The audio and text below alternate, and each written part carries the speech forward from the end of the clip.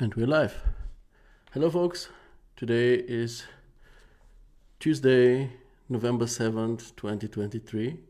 My name is Todor Vodov, and this is the 10th episode of Keeping It Realistic, a show in which we're going through all the works that have been posted in the Chaos Campus Facebook group within the last week, talking about their strengths, but also pointing out their weaknesses and suggesting eventual ways to improve them. I hope you can hear me. I hope you can see my shared screen. There were some drops in the stream that I experienced before we went live together. So please let me know if you can see me, if you can hear me clearly, if the whole quality of the stream is good to you. I see Giuseppe, Sebastian, Abdi, and Seraphim in the comments already. Hello, folks. Glad to have you on the show. I hope everything works fine today. 2 shows ago, we had some issues with some noise that came out of nowhere. I still cannot figure out where the whole thing came from. But I hope we won't experience it anymore. Giuseppe says that the streaming quality is okay, so I think we can begin. And before we jump in, there are not so many projects today, but projects with lots of images today, like million images to talk about. So I'll be quick, but given that this is we started 2 months ago making this show, and this is already our 10th show. I just wanted to ask you and get some feedback from you. Ask you, how do you guys and girls like it? I personally have never experienced such a show. I experienced it from the other side of the equation, like I'm the one doing it, but I have never been a part of a group where a show like this is a part of. Every week somebody gets online and goes through all the works and points out what's good about them, what's not so good about them, how they can be improved. And all of this is honest and so on. At least this is the way it is meant to be. But after 10 shows, I can actually ask you how it actually is. Do you feel the show to be let's say, a genuine, organic part of the group, or does it feel like something special? Because the way I want it to be is that it doesn't feel like special, that it just belongs to the group, that we just get together on Tuesday at 4 p.m., at least my time, and then we just talk about those works. So you should have a nice feeling about it, like you're getting together with friends and we're talking about stuff, rather than you have the feeling that it's something special, like a test at school or something. So yeah, gladly, we appreciate the power of feedback a lot. So it's not like fishing for compliments or something. Just tell me, do you like the show? Do you enjoy it? Is it useful for you? It's like the most important part. And be honest about it. If you like it, if you dig the show, if you enjoy it, gladly tell me, because obviously this is very motivating to me. But if you have some concerns or some other ideas or something that doesn't go as you like it or something, that also let me know. As long as it is constructive and meant well, I'm very happy to hear you. Personally, I can tell you that I very much enjoy what we are doing here. Not the last 10 to 15 minutes before the show starts. They suck, because I'm very nervous. English is not my native language, and I try to give you the best experience. So I prepare a lot. But these 10 to 15 minutes before the show starts, my heart's just pounding, and I'm very nervous. My mouth dries out. And but once it starts, once I get together with you and we just talk in the chat and we go through the projects, it's pretty cool. I really enjoy it. And obviously what is really awesome to me is when I see artists in the group actually profiting from the show. We already had Georgi, I think we can all agree on this, and also Seraphim. His advancement and improvement was immense just within 3 shows. And when I see something like those people get the feedback, and then they like grow as artists because they listen to it, and of course they put all the hard work and dedication into it. This to me, this is magical. This is like awesome. This makes everything that I go through for this show really worth it. So yeah, let me check the comments. Helen says happy 10th. Sebastian says I like it very, very much. Thank you. Will says best of luck. It's a great initiative. Keep it up. Abdi, I love it because it is really helpful and honest. The only thing I'm missing is free popcorn. Yes, I'm missing it too. You see, I have to talk the whole time, but yeah, I like that you dig it. I'm very happy about it. I hope we have a long future in front of us, even though at some point you may not need me. But again, professionals grow their whole life. My dad retired like 1 year ago, and up to his retirement and afterwards, actually, still, he watched some tutorials, and he subscribed some courses and stuff like this. You know, this is just what professionals do. They grow and learn their whole life. So I think they will also profit from feedback their whole life. So I hope we stick together for longer times, but of course, I hope that you become the best artists and the best versions of yourselves. What I would wish a bit more of is a bit more interaction like we do right now in the comments. Also during the show, not only in the beginning. It is pretty sweet. Obviously, I have to talk a lot about different projects and stuff, but I would be really happy if, you know, during the show we also exchange some thoughts. You can talk about how you find the feedback that I am giving. If you agree with it, or if you don't agree with it, this is absolutely okay. If you have other thoughts or something to add to what I'm saying, you can also talk with each other. Let's just communicate. Let's be active. I'm also very excited about our monthly challenges. We just started with our first challenge. I will just make this one small and go into the group. We just started with this challenge last week. It's been like 6 days since we started it. It's our very first challenge. It's a recreation one, so we are recreating this project that you see here, this scene. Mostly this angle, but like the more you manage to recreate, the better. So I just wanted to ask you, how many of you, it seems like there was a lot of interest, just judging by the likes here. It's like more than 50 people seem to very much like this idea. I don't know how many decided to participate in the end, but on some, because they share it on their private pages, like Mario, for example, I see the progress, and it's amazing. It's really inspiring how much you can do in a week. Do you like the scene at all? Is it something that you enjoy? Because I wanted to tell you that those challenges, this is like the first one, and Chaos and I will obviously take a look or monitor how many people participate in all of this. And if people really show, like group members, if you show interest, we will be doing such challenges gladly every month, right? And when it comes to these recreation projects, it doesn't have to be something to recreate every time. It won't be interior every time. So sometimes we'll have also exteriors. We also won't just be having like private living, but also public spaces. I think about galleries, restaurants, why not theaters? Also public spaces on the outside, like a public square, for example. So it's not going to be just like kitchens or living rooms, because I think most of you already have a lot of those examples in your portfolios. And my goal of this challenge program is that by the end of it, like after an year, you have a pretty diverse portfolio if you decided to participate in this every month.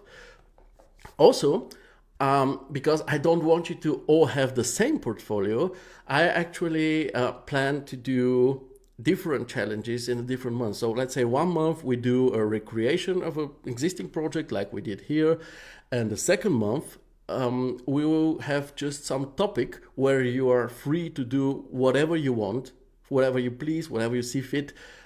just to fit in with this topic. And by the end, again, we want to have rewards for the best work or works.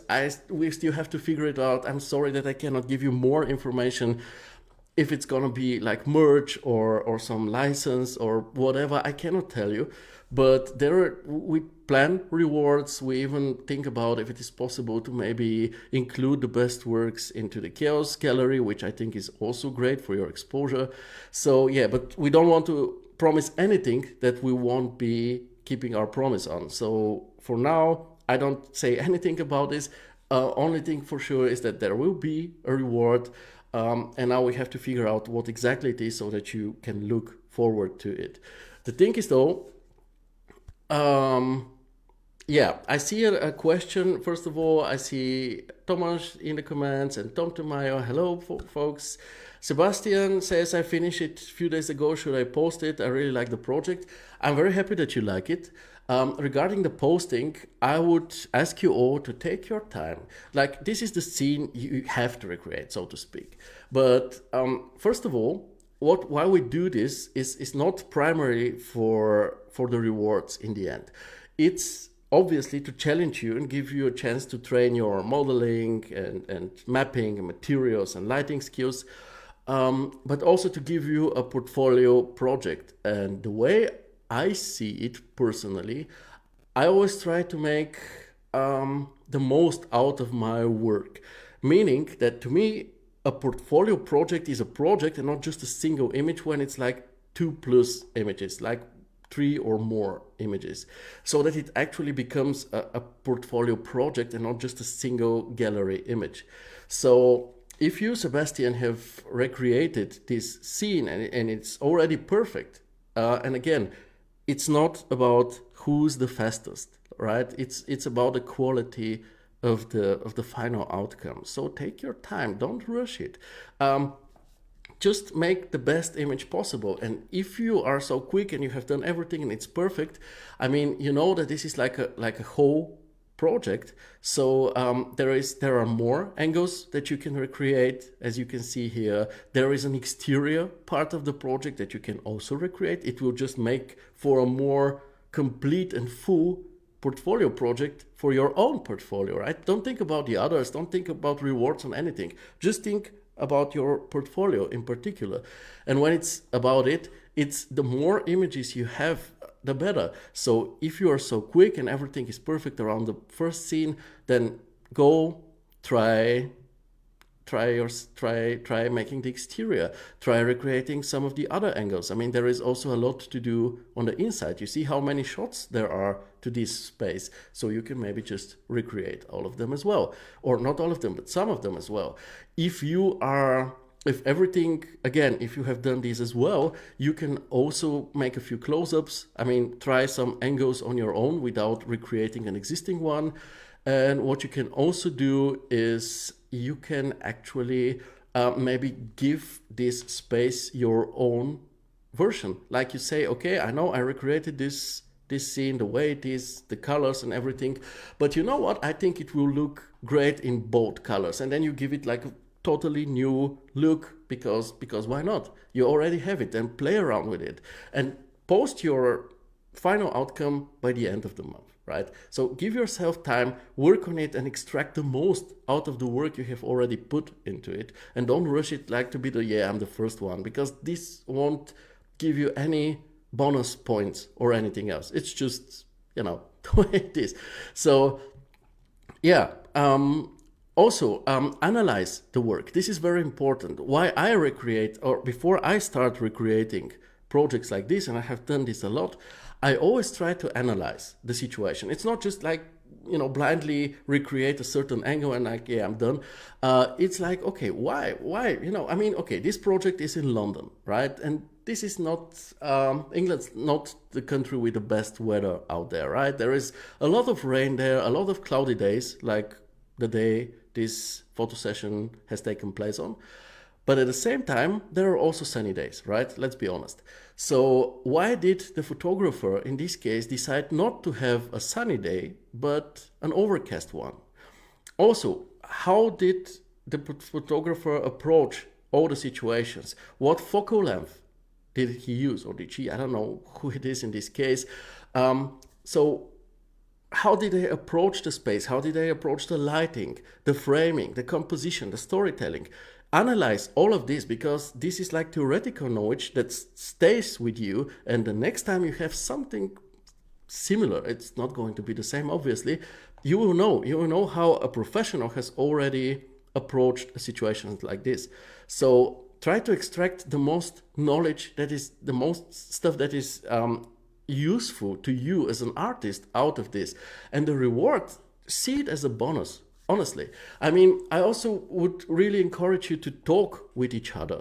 Like, we have this group chat, but also just in the Chaos Campus group on Facebook, you can just talk with each other. If you cannot achieve something, let's say this situation up here, it's difficult for you to model, then ask the others, because we have several people working on this same project. So probably some of the others has already figured it out. And it's way more worth that you work together and build a community that supports each other, rather than win some t-shirt or whatever, right? Because the community stays forever, and this helps you grow and become and be a better artist. A strong community is extremely important and essential to that. And the t-shirt is something cool to have, but take a look at the big picture, right? So yeah, I already talked a lot. I see Vasilis joined us. Hi, my friend. He says, hey, Theo, keep up the great work. And greetings to all the company here. We are a great company. Flatson is here.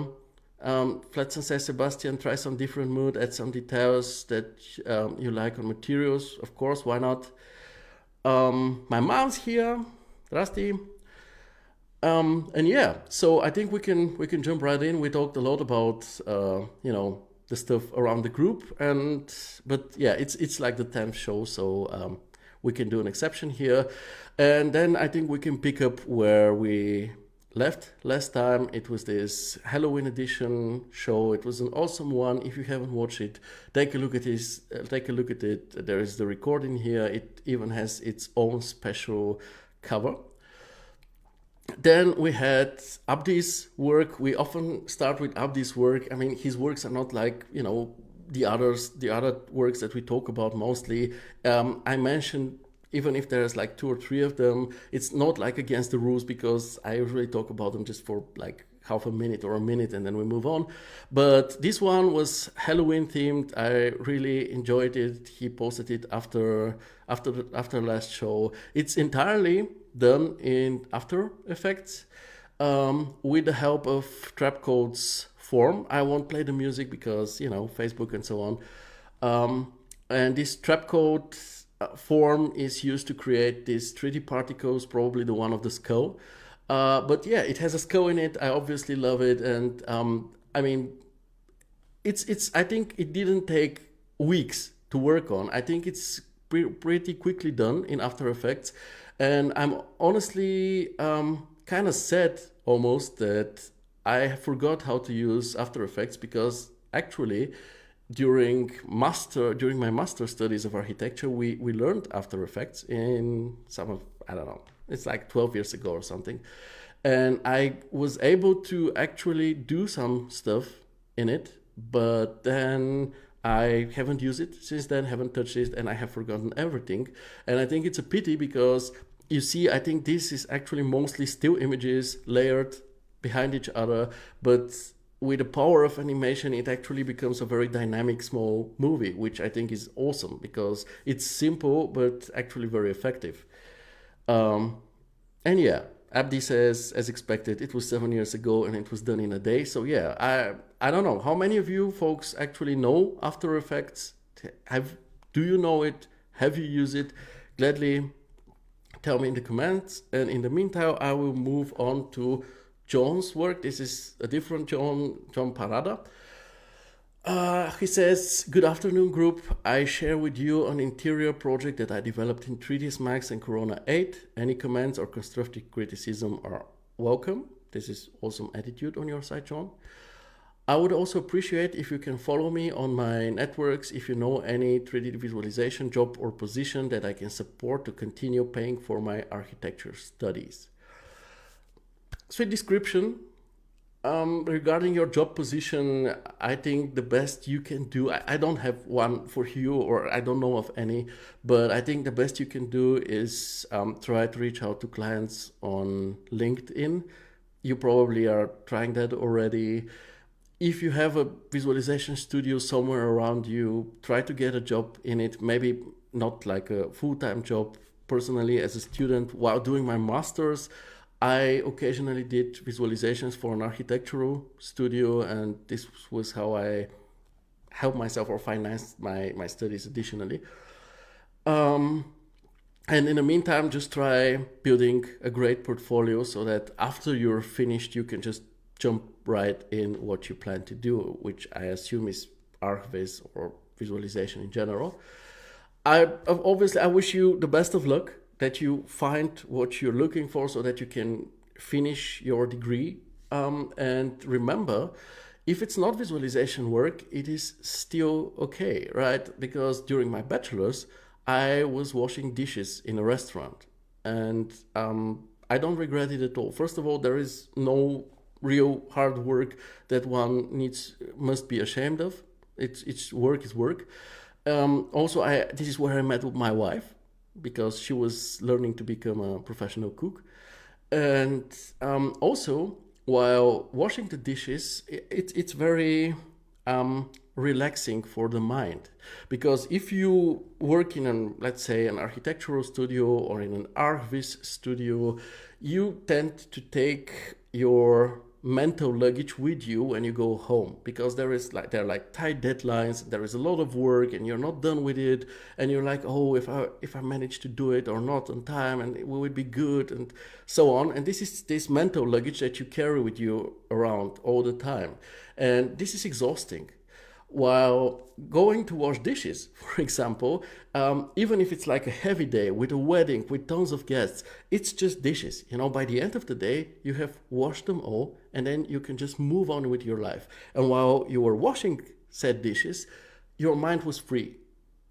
And then you can get back to the stuff that matters, like your study or visualization or whatever, your personal issues in life or problems or personal life in general. So if it doesn't happen with, or if it doesn't work out with visualizing or becoming a part of an RV studio or whatever, then just go do something else. Just make sure you finish your studies so that you are free to do whatever you want.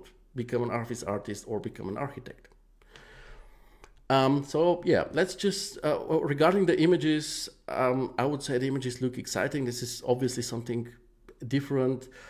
The automatic Facebook cropping isn't doing the best job here, but this is nothing you can do anything about. As for the visual consistency, the images are a bit, it's let's say not perfect. It's not bad, but it's not perfect. The one image here is a bit washed out. It lacks contrast. The other one here is very contrasty. The red colors on the images look very different. So maybe you can try to achieve a better overall consistency on your works. But with this being said, Flatson says washing the dishes is therapeutic. It is indeed. I can assure you it is. So yeah, these are the three images. So this is like the central perspective of this outside desert house or whatever this is. Then we have the inside, the kitchen, and then we have this terrace or whatever.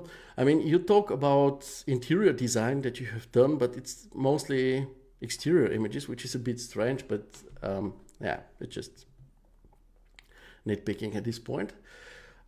Generally, design-wise, nicely minimalistic work. It's very typical for these types of houses in the desert, like flat, low, big, massive houses with a lot of stone to them.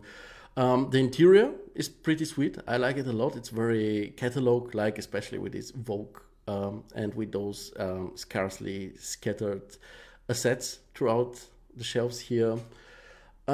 Personally, regarding the architecture, again, I'm a fan of the building itself, not so much of this pool, because it's kind of too monumental, and to me personally, it doesn't really fit the architecture and this desert setting that nicely.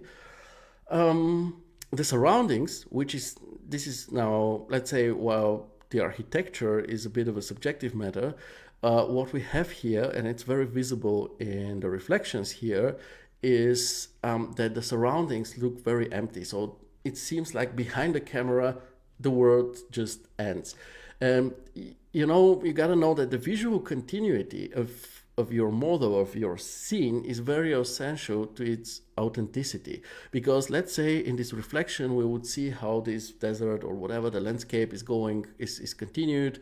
There are further distant trees and maybe animals or whatever.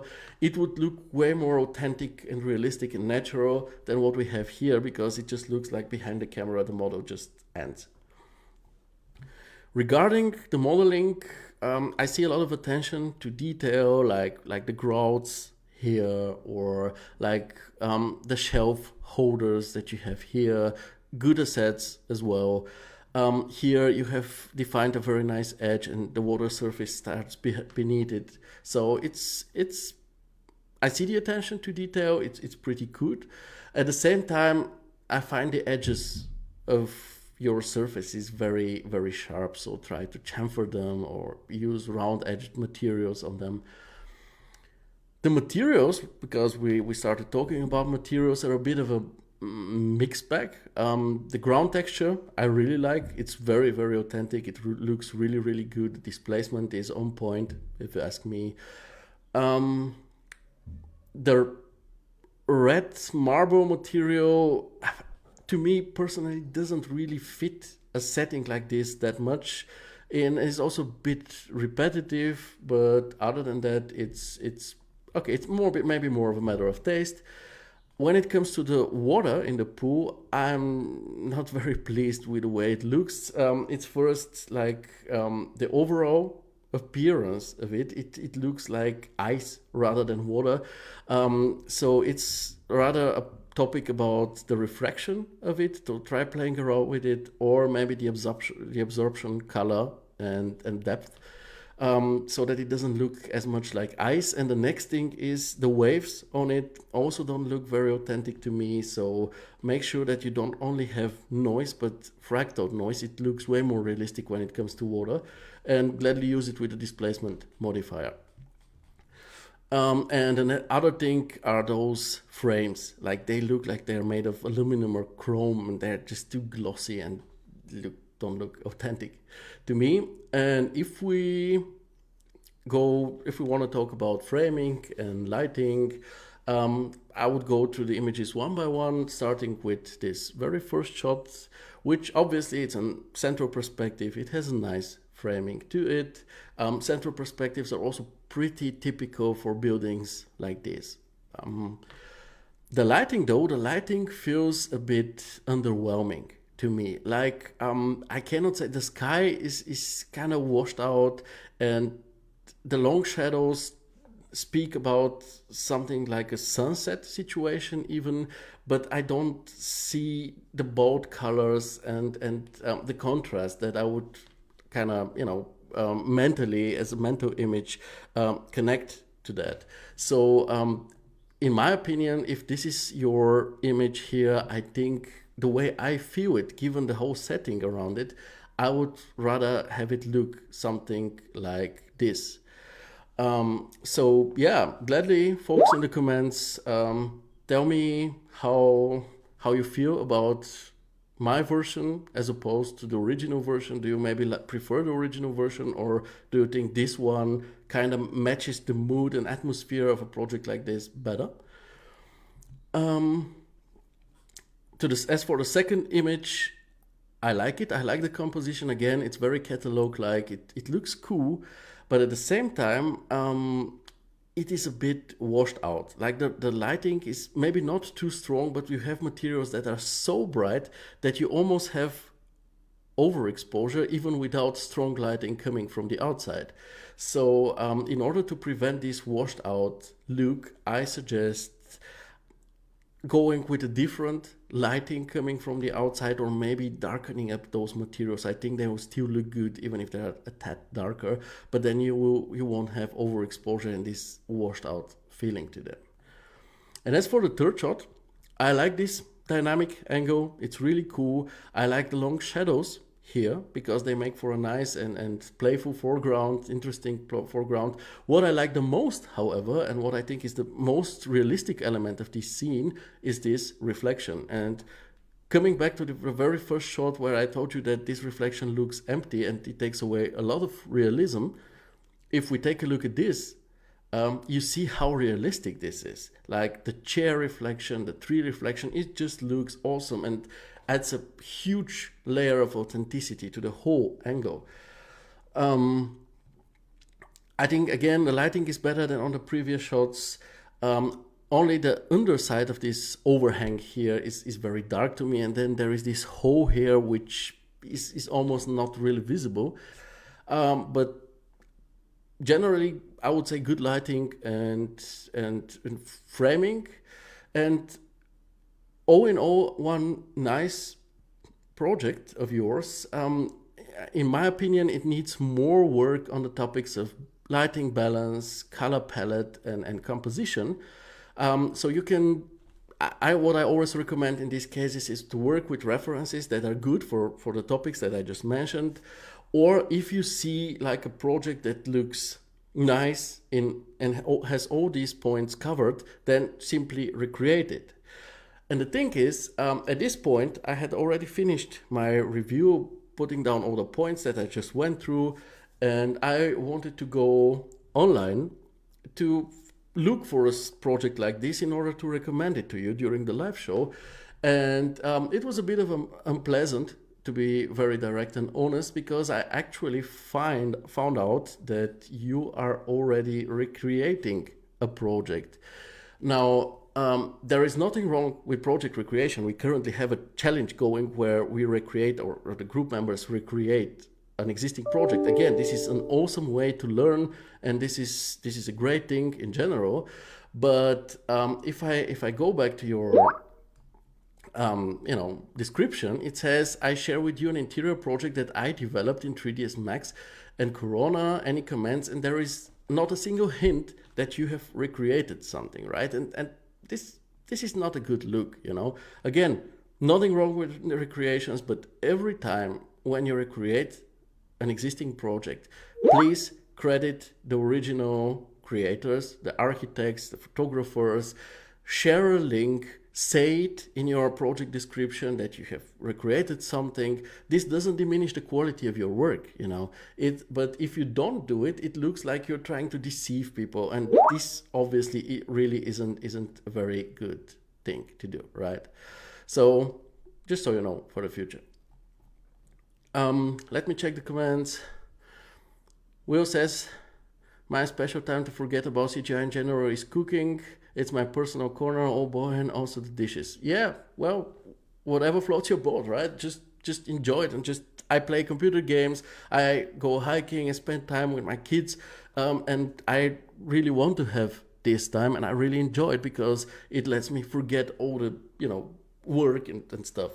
Let's see what Abdi has to say. You're right about work is work and you shouldn't be ashamed, but doing something completely different for what you're studying can be a problem, at least in where I live, because later in your CV when you're looking for a job, let me extend it, people who have managed to work in the same field have a better chance of getting a job than the one who has only done some work, because those who have already had the chance to work in that field are already considered more experienced than the ones who doesn't.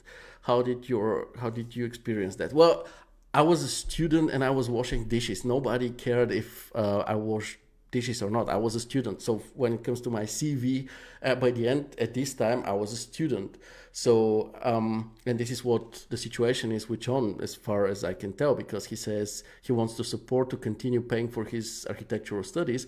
So I think regarding his CV, he's just a student. And if he washes dishes, doesn't really matter.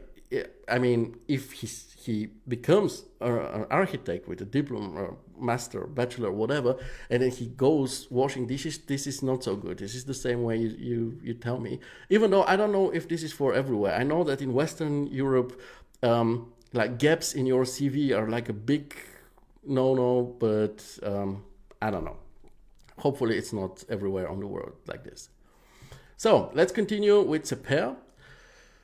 He says, designing the interior space using a predetermined color palette and material to create a suitable space according to the customer's requests, based on the use of the highest quality furniture and space design and creating light and color contrast in the space.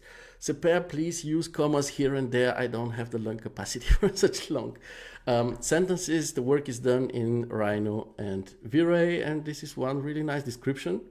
Only thing I'm missing is if this is a commercial or personal work.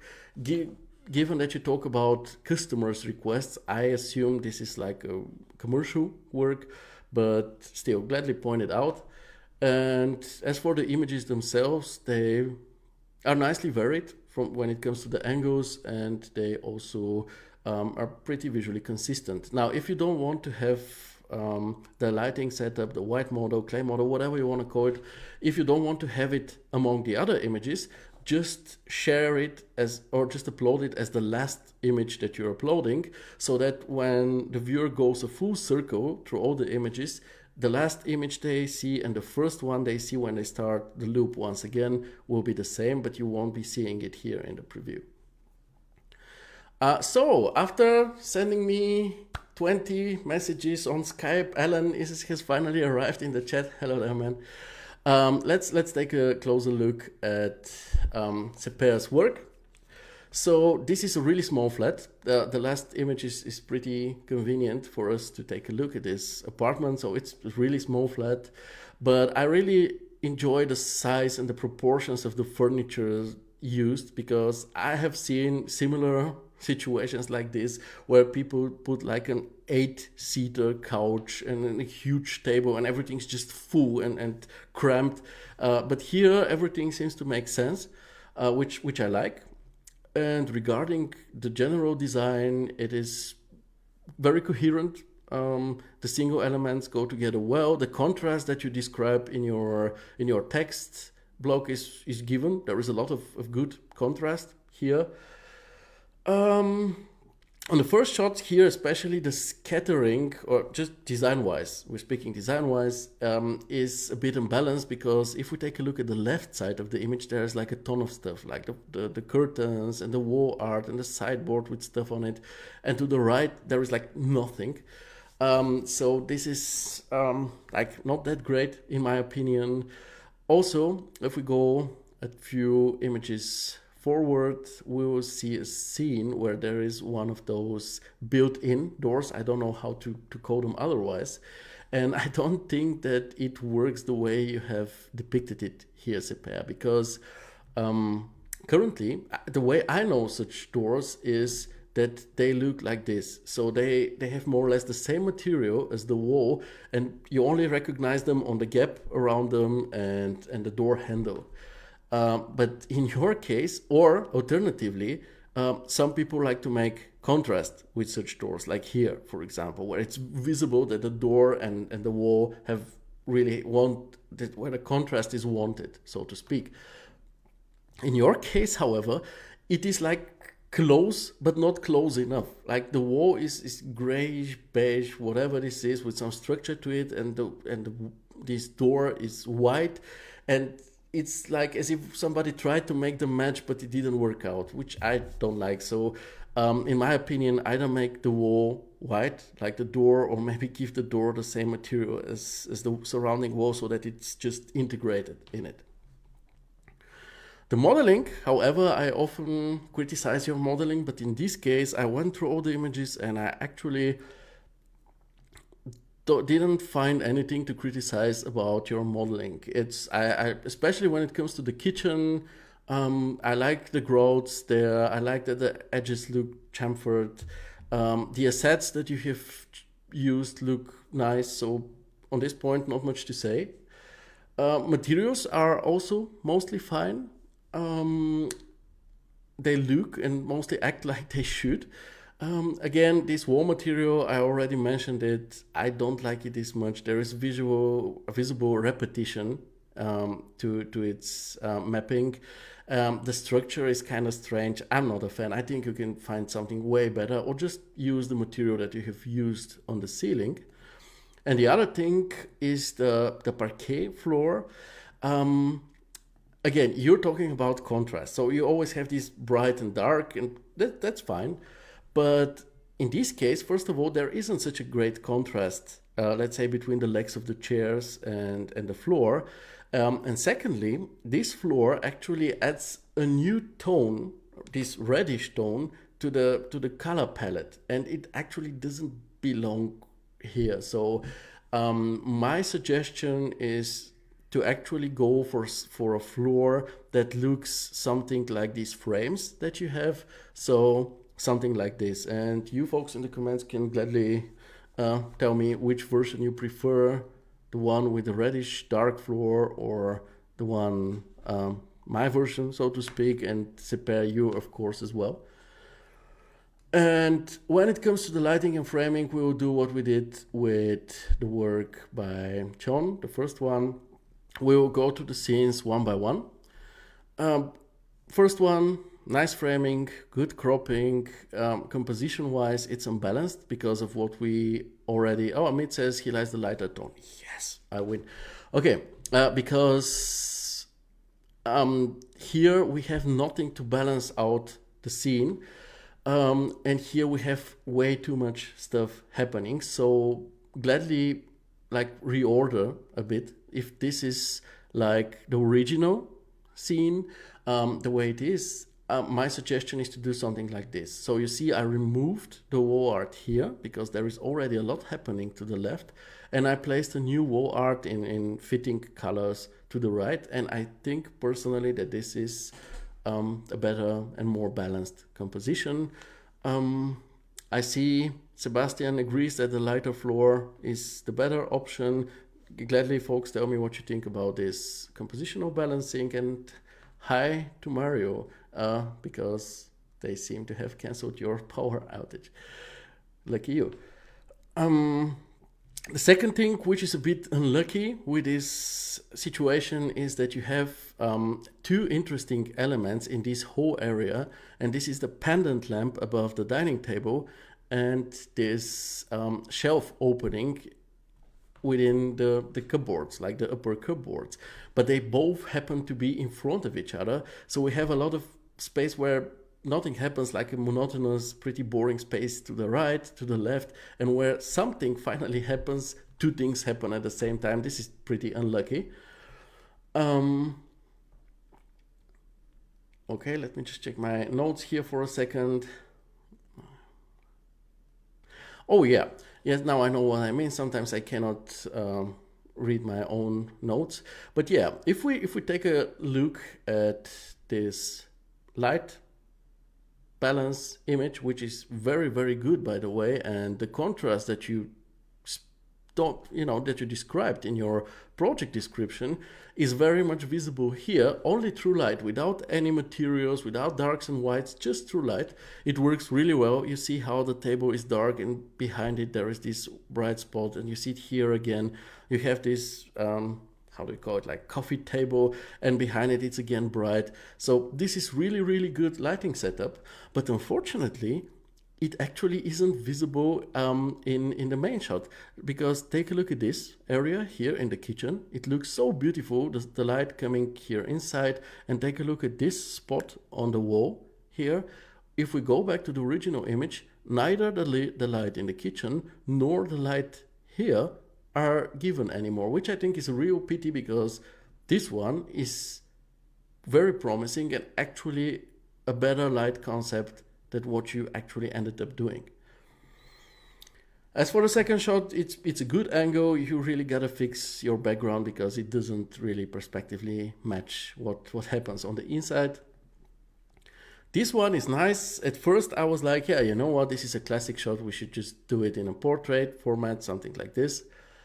But thinking about it, I actually like what you have done with this shot, because by showing the backside of the couch and the dining table, but blurring them out with depth of field, very rightfully so, you actually provide this situational awareness, so where the viewer is currently standing in this space. Only thing I would say here is to extend the cropping to the top a bit and give this wall art a bit more room to breathe.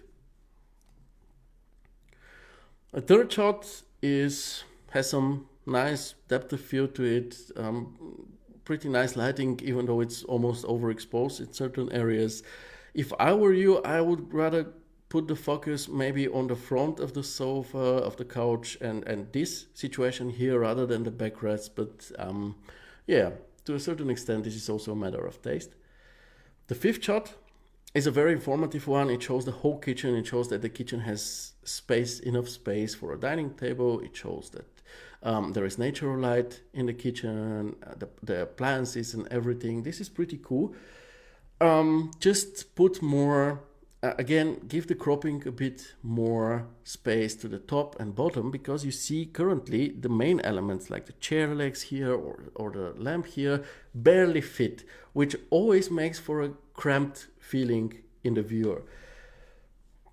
Also, personally, if I were you, I would put the camera somewhere. I'll just go back to this image. I would put the camera somewhere here.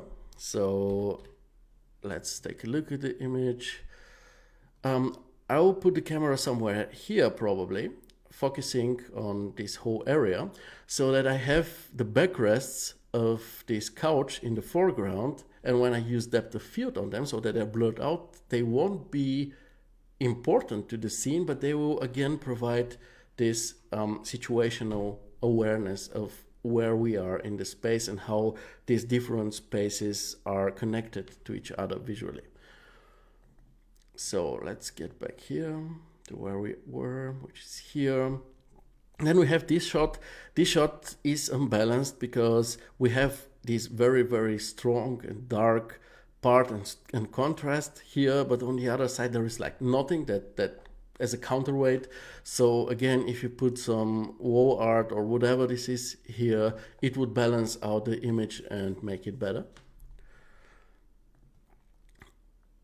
Then we have this shot which has a nice cropping to it. It shows the whole TV wall that the couch looks upon, but what I just said, that the couch looks upon, you don't immediately see this, because what's in front of this TV wall just looks like it's completely empty. It could be a huge hanger and this is just one of the walls, and behind the camera and in front of it there is nothing else. So again, in a situation like this, I would recommend, let us take a look at this once again. I would recommend placing the camera maybe behind the couch, somewhere here, so that you again have those backrests of the couch in front of you, because they will first of all make some contrast, and second, they will give you the situational awareness to where you are in this space. Because this is important. This gives the people the impression, so, oh, when I'm on the sofa, I will see this. I will show you an example of mine. Similar situation where it's focused on this TV wall, and as you see, I place the camera at some rack here, and you see in the front, you see the chair and the table and whatnot. So all of these, they're blurred out. They're obviously not very important. What we focus on is more like this here, and that it is possible to go into this small work office, whatever. But you still have the situational awareness of where you are in the space and how all those spaces connect to each other. And then we have this one, which is a nice, when it comes to the depth of field, it's nice. I like it. But the thing is that the things in focus are only the lamp and these two statues, let's call them, because everything else is being cut off or blurred out. So the couch is not topic of this image. The table here is not as well. The sound system isn't it. The TV isn't it as well. So the only thing that says is this here. But there is so much stuff around it that these objects here look secondary, like they're pushed, cramped into this corner and they're together. So the idea of making a shot of those is nice, but you need a different camera, a closer one with just maybe one object in front, so that people can actually concentrate on this motive here, and maybe in this case a portrait aspect ratio.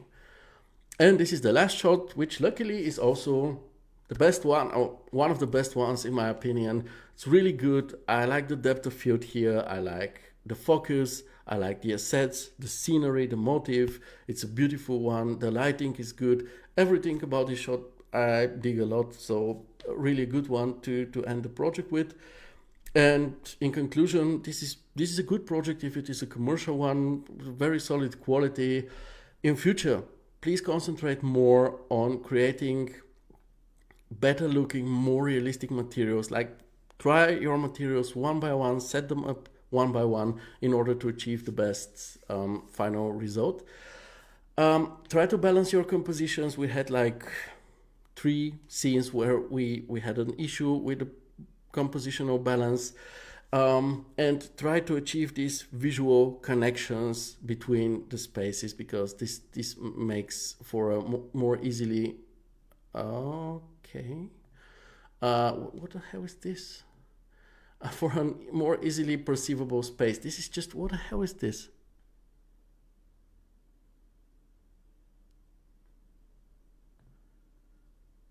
Yes, what the hell? Yeah, this was like the absolutely right moment for Meta and Facebook to ask me if I want to furtherly use their products for free. This was like the best moment ever. And then people are like wondering why Meta or Facebook are not as liked as they wish. Yeah. Anyway, yeah, really hacked. What the hell? This is, I mean, Facebook should be aware that I currently have a live session, right? Because it's a Facebook live session. So why the hell couldn't they wait for like an hour or something in order to ask me this? But no, it was now or never. Yes, screw them. Anyway, let's continue with Lily from the 4 Pixels Academy. It's a link to a YouTube video where you have to also watch like how many are there? 5 ads in the meantime. You cannot skip. But it's like a 5-minute speed run on recreating a scene from scratch. It starts with a perspective match, and then they continue and make their own angles and texture it all and everything. I mean, it's too sped up, like it's too quick to actually learn techniques, but maybe it can provide you with some nice ideas on how to approach certain elements of your scenes and or your work, and yeah, how to furtherly develop your work. Like they recreated this building in the first step, and then they just look for a few angles that let this building look cool, and this is pretty nice. So if you want, check it out, and yeah, maybe some of the ideas would be useful to the current recreation challenge that we have in the group. If not, then so be it. But I personally would enjoy this more if it was slowed down, if it would be like 2 hours or 3 hours, but they explain everything so that we can actually learn from it. The way it is now, the 5 minutes speed run, it's more like inspiring or maybe giving some ideas here and there, but less about learning. Let's continue with a project by Abbas. He says, "Hi, it is a pleasure for me to show you one of my last personal works. I took inspiration from Art Daily, a great source of ideas, indeed.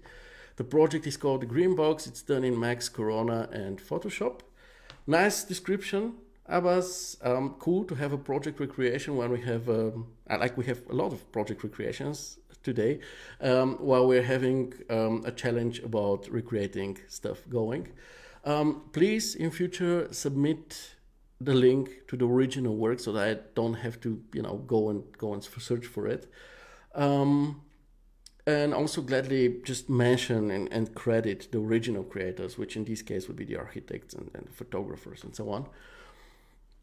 As for the image presentation, it's obviously very cool because this is one very interesting project. We have both colors, but they go together so nicely that everything's visually consistent.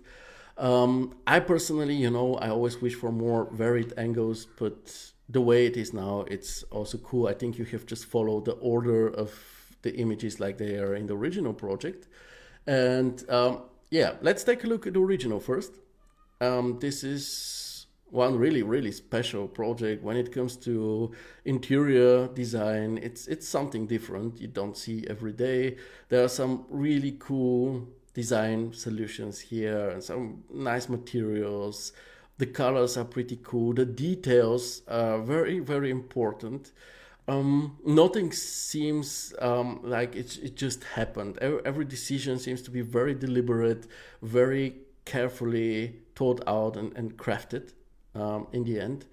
So yeah, even the bathroom and the bedroom here, we don't see more of the bedroom, but yeah, you see the details here. There was a lot of attention to the details, and the photographer very nicely captured this. Just take a look at this. Wonderful craftsmanship, by the way, as well. So yeah, you definitely chose very interesting project to recreate. So what we're gonna do now is we will go through all the images one by one. First your version of it and then the original one, because you recreated like most of the angles. So let's start. This is like the main shot. I think it's a pretty faithful recreation. The colors are nicely matched. The lighting is very authentic, very close to the original. It seems like you decided to eyeball it instead of like perfectly matching everything, and this is actually fine, because if we take a look at this, you see that this is like more of a rectangular shape. In your case, it's more like a square.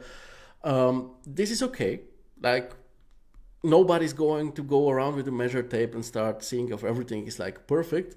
But just especially on a carefully concepted projects like this, again, try to analyze everything and don't forget that when the architects decided to do this or that in a certain way, it was a deliberate choice and they have put a lot of thought into it. So let's say the closer you are to the original, the better, in my opinion, in order to learn the most. When it comes to the wall art here, I disagree with you on this one. This is not a good choice, because take a look at the original one. Like, it contains green and yellow, and these are like the two major colors. We just went through all the images, it's like the green and yellow project, right? So this image here is an absolutely specifically chosen to be here to grace this wall. And what you did is like, hell yeah, let's just take something from Chaos Cosmos and put it there. This is not good, right? And the second thing, very similar topic, is the carpet. You see they have this reddish carpet here, which very nicely goes with the yellow here and also with the red marble. And what you have is a carpet that matches the floor and generally looks nice, but doesn't add to the visual concept of this project. And if we carefully analyze this project, everything is about this visual contrast, the bold colors. So just using like a normal IKEA carpet or something isn't the best decision when it comes to following the general path of this project, right? The materials, the next thing that I don't think you analyzed enough are the materials. Let's take a look at yours. We have this gold material which has this very, very strong vertical structure to it. Then we have the red marble, which has again very strong texture, where these veins that you have and those spots, it's really contrasty, really strong. And then you have whatever this is supposed to be, concrete or stone, which is very mellow, has almost no visible structure to it. Now let's take a look at the original and see how in the original this stone, I don't know how you call it, bench, has actually pretty distinguishable and strong structure to it. It's subtle, but it's still very visible. Same with the marble. It's not as strong as yours. Just take a look at yours and take a look at this one. So these two go together well, while in your case we have this very smooth and uniform stone next to the very, very strong marble. So what we have here is contrast. What we have in the original is a transition, like a different material, but like a kind of a same-ish look, just a different tonality. Same with this golden structure here. This one just looks like it's been like not really cleaned up properly, while yours just has this very, very strong vertical structure to it. So these are also elements that you need to analyze, and I don't speak only about the current project here, but also like the current challenge that we have and other projects that you all plan to recreate in future. Analyze them well. Spend a lot of time just analyzing, just thinking about what's important about this project, what makes it special, why is this so and something else like that and not like this, and stuff like this. Okay, let's go to the second image. This is your version. It's pretty good. Personally, I am missing a bit this interesting reflection of those two lamps that we have, and again this image and the carpet show in the original, they just add to the scene and to the composition, and in your case they're like very secondary. Let's move on to the third shot, which is this one. In this case, you actually did your homework and carefully analyzed where the color contrast happens, and it's between the green box kitchen and those bar stools, which have this complementary. In your case, it's like pinkish. In the original, it's more like an apricot, whatever color. But you analyzed it correctly, in my opinion.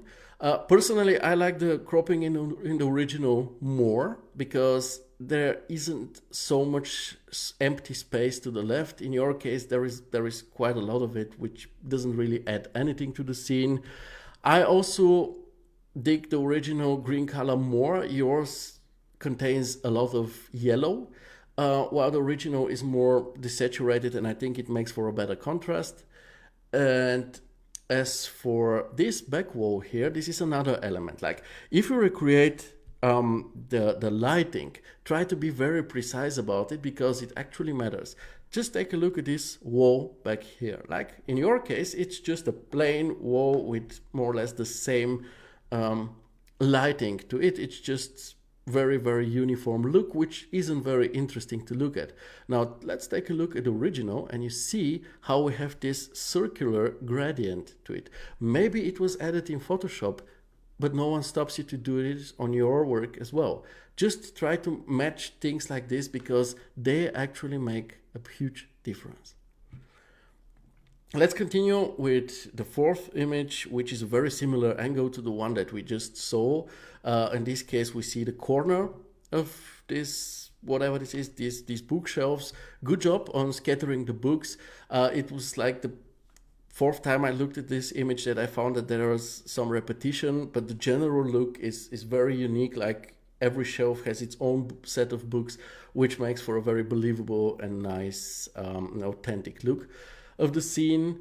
Only be more careful with the details. You see, in the original, they're very aware of their details, and their construction has more space to the floor compared to yours. Like, it's hovering almost, which makes it a bit lighter because it doesn't touch the floor, while in your case it looks kind of massive because it's just spun between the ceiling and the floor. So again, on a project like this, the details matter a lot. Exactly. Now, the fifth shot, I didn't find an equivalent among the original images, so I assume that this is your own creation or your own idea to create this one, and actually this is one pretty nice angle. It's a central perspective, it's classic, but it looks good. I like the lighting on it, I like the contrast, I like the depth. Even though you have the light coming from behind, it still has nice depth and contrast to the image, and it's pretty cool. Only thing I would do here is maybe, just slightly turn these bars too, so it doesn't look so perfectly neatly ordered and aligned. But other than that, really cool shot on your side. Now the next thing is very interesting, because both shots, yours and the original, have very different message to them. Like, your shot has this, okay, this is where the the living room areas to the left, and you have this space enough to just walk behind the couch or between the couch and the bookshelves here. While the original is like, yeah, there is plenty of space there. Kids can, play on the floor, build Legos, and there is still enough space to walk around. So, but I think that both versions have their own strengths, and I like yours as well. Only thing I miss is maybe a pillow on the couch to make it a bit more homey, more like, I don't know, inviting. And the curtain here, personally to me, curtains with such rings belong in the bathroom, right? So the original one is a better choice. Maybe try to recreate it. This one is a very interesting case because it is a very cool close-up, in my opinion. Like, the original is pretty cool, and your version takes it even a bit higher because it is like a real isometric or orthographic view. Also, you have used red wine, which makes a very great contrast to the green. What I don't like this much are that I have some issues with the surfaces. First of all, this looks like some mirror surface, wherever this comes from. It also has no chamfer or anything to it, so it looks like unfinished or like it's like a render issue more.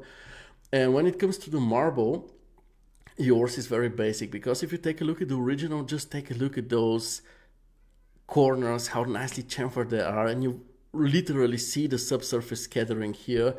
While on your case, it's just like a marble material, just like marble veneer or something. So gladly chamfer the edges, add subsurface scattering to your marble, and it will immediately start looking way better.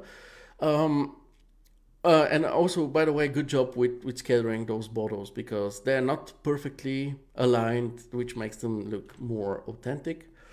Then what we have is this shot. Again, I didn't find an equivalent among the original shots, so I assume this is something that you came up with, and I really like it. The lamps that you have chosen here fit absolutely perfectly. They're contrary to the image that you have just chosen. It looked like you just chosen just one of your gallery and placed it there. This one looks like something that you carefully selected out of the best possible option and added this here, and it really, really looks cool and completes this design and fits it very nicely. The lighting is great. I also like the dynamic storytelling here, because we have this pathway which is nicely lit, and it shows that it leads into the other areas of the house.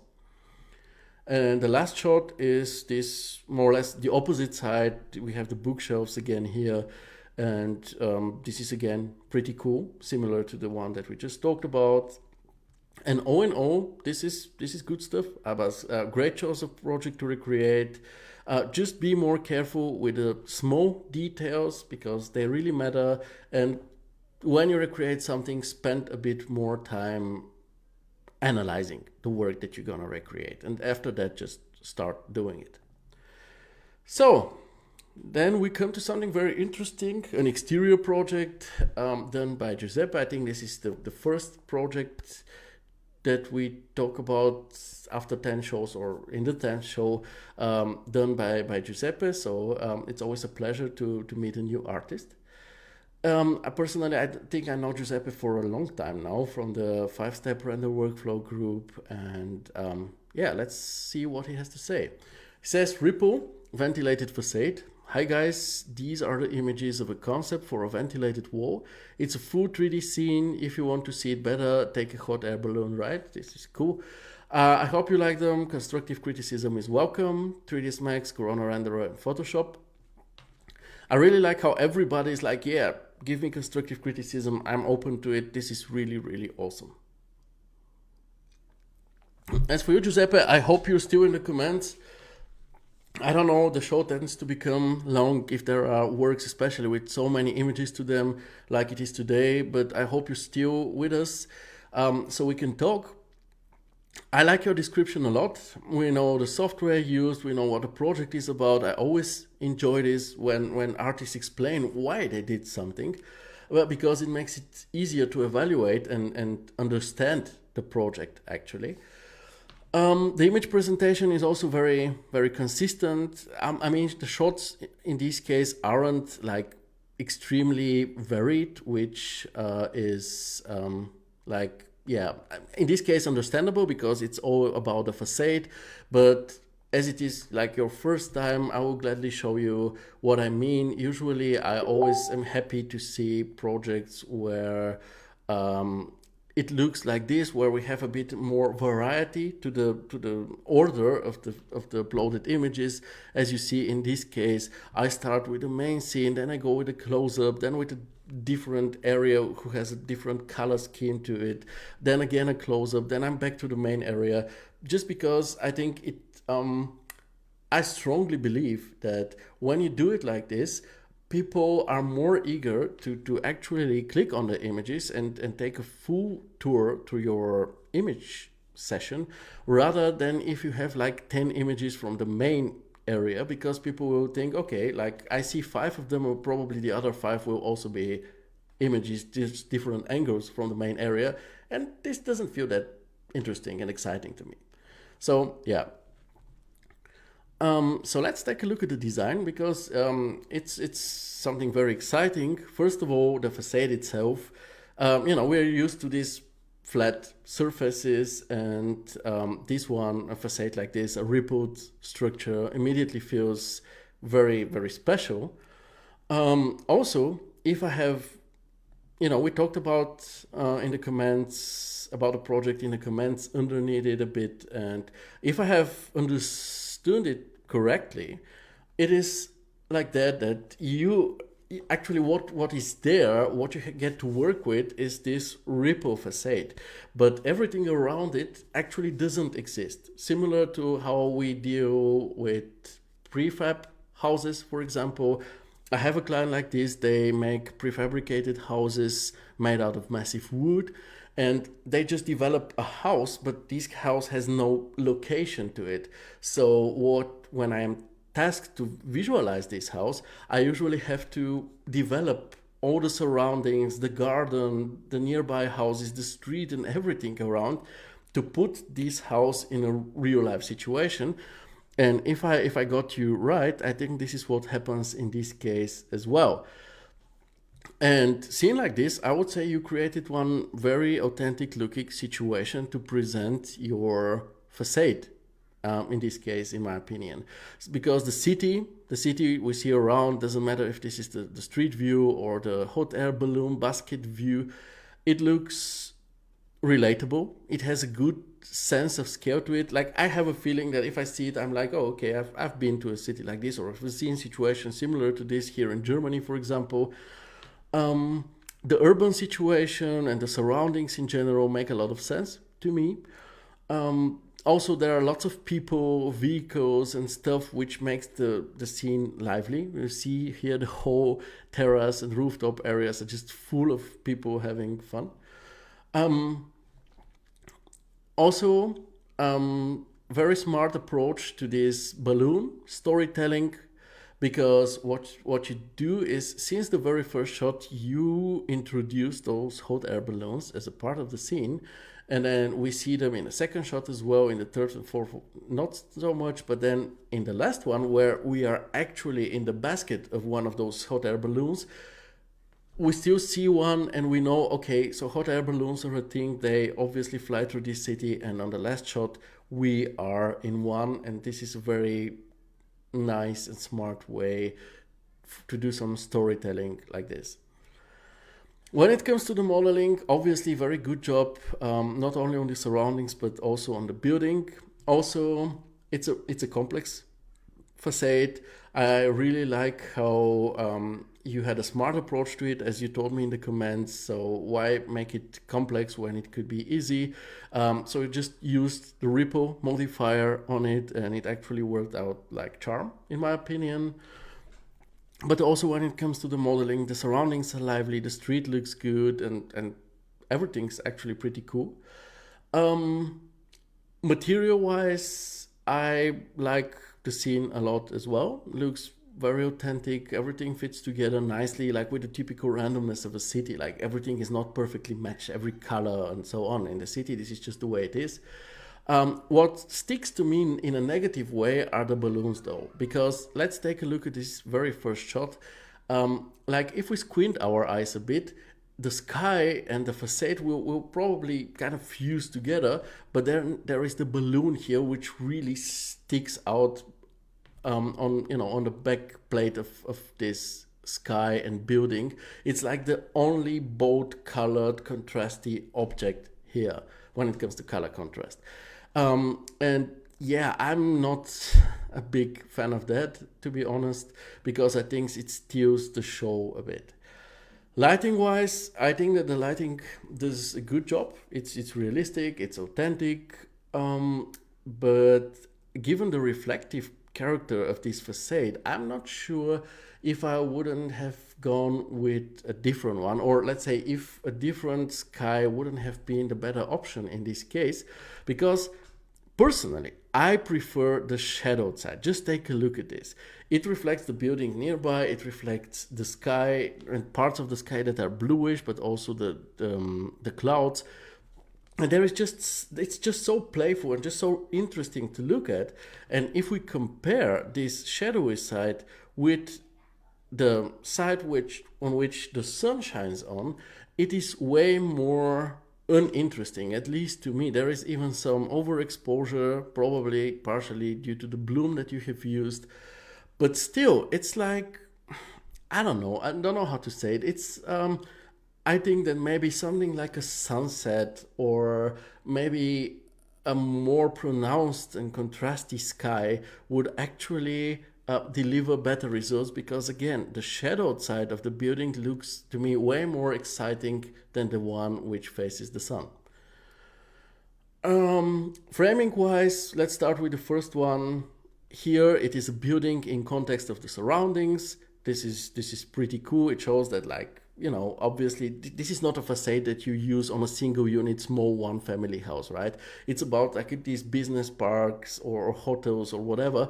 So you have a large buildings, and I think that you very nicely showed it in the context of a big city on this first shot. I really like this. The second shot is more about the facade and its rippled effect. This is pretty cool, I think. The third one concentrates even more on the technical aspects, like because here is where you get the air behind the facade and so on. It's technical, otherwise not so attractive to me, at least. The fourth one is a sweet comparison to let's say more casual, more regular facade, which is a cool idea in my opinion. And the fifth one, the view from the hot air balloon basket, is obviously something pretty cool. Framing and composition wise, it may not be like the best, but I really like this idea and the storytelling to this shot. So yeah, I'm a fan, and generally pretty cool project, Giuseppe. It's a lot of work. It's not always easy work to do as well. Like a facade like this to model is not so easy. Also, there is a lot of surrounding to do and a lot of work, so it's a big chunk of stuff to do, and you did it very, very well. I also like the interesting storytelling concept with these balloons. So yeah, maybe if you have the possibility, or if you can try out maybe different materials for the facade, or maybe different global illumination around the building. Because I can also imagine something like this to like reverse, like the building is in gold and those gaps here are in white or in anthracite, something like this. I don't know. But yeah, still very cool. What do you folks think in the comments? Do you like the project? It's very exciting, right? Or do I only find it exciting because I'm an architect? I don't know. In the meantime, I will move on to Tomasz, who says, "Hi everyone, I would like to share with you my latest project. Comments and criticism are welcome. Another artist open to feedback and criticism. I always find this awesome, as you know." By the way, I don't know if you know, but Tomasz is a bathroom designer. So in our roles, we have a bathroom designer. We have somewhere. Let me check a look, because yesterday the chat was very active. So just so you know, because I'm always like, yo, folks, be active, talk with each other, help each other. But it's actually pretty cool to know that we have architects, some studying, some already finished. We have civil engineers, we have a bathroom designer, we have interior designers, a yacht designer, project designers, 3D artists, of course. We even had a goddamn metaverse architect, whatever this is supposed to mean, but we have it. So, if you have questions or stuff to discuss, just reach out to the others and get some of their knowledge and experience. Mario says he likes the building. Oh yeah, wrong direction. I like it too. I think it's pretty cool. So yeah, let's take a closer look at Thomas' work. The description is a bit scarce, but it's okay. Again, always cool to see an artist being open to criticism. In future, dear Thomas, please mention if the work is a commercial one or a personal exercise. Please mention also the software combination you did the work in, so that if, let's say, I give some advice on how to improve this and that, and I know you're a Corona user, I can help you. If you are a Psychos user, I wouldn't know what to recommend you there, right? And also gladly share a bit more information about the concept of this bathroom. I mean, are you the one who designed it? And if so, you can always tell us a bit more about why and how and so on. Like,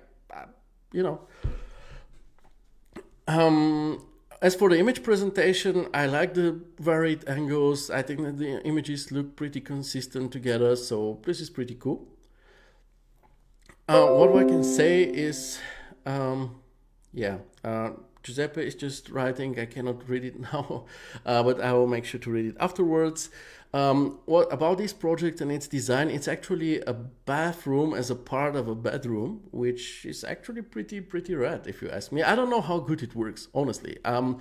I have never lived in a loft apartment in my life, so I'm not sure if those very open spaces always work this great in real life. I don't know, because let's say you have a bedroom next to your kitchen and everything is so open, and then you cook, and then your bedroom smells like cooking. I don't know. And in this case, we have the bathroom and behind the bedroom, so if you take a shower or a bath, then everything is steamy, and it's also your bed next to it. I don't know if this works. If some of you have experienced it, gladly share your experience. But it looks cool, as Will says. Pretty cool. I see Christopher Garcia joined us. Hey. But yeah, this is what it is about. I think this is a pretty interesting situation. The color scheme I like a lot, because it's like not the very usual colors. It's like this petrol green with beige and anthracite. It looks cool to me. Personally, I like combination like this. I also like that there are lots of plants. There's a lot of greenery into this concept, which, probably it is there to take all the humidity so that your bed doesn't. I don't know. Actually, some of the design solutions, like these hexagonal tiles here, for example, I enjoy a lot as well.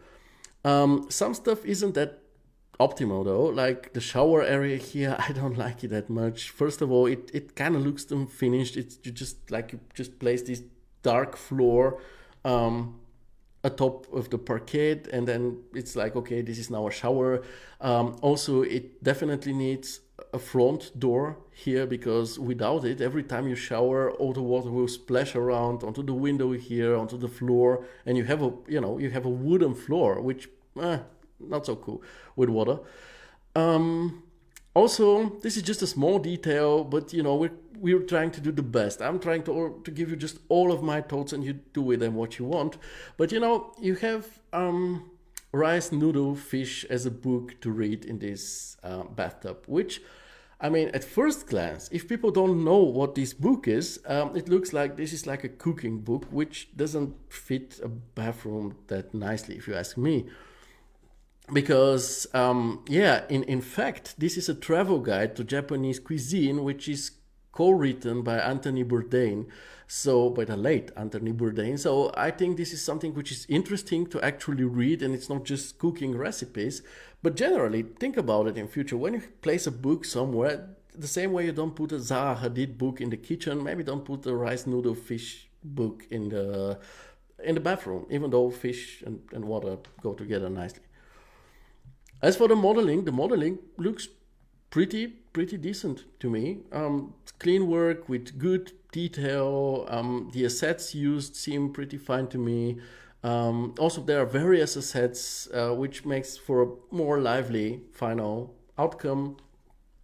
Again, the shower area just needs more work because, again, it's missing a door, it's missing a drain, and so on.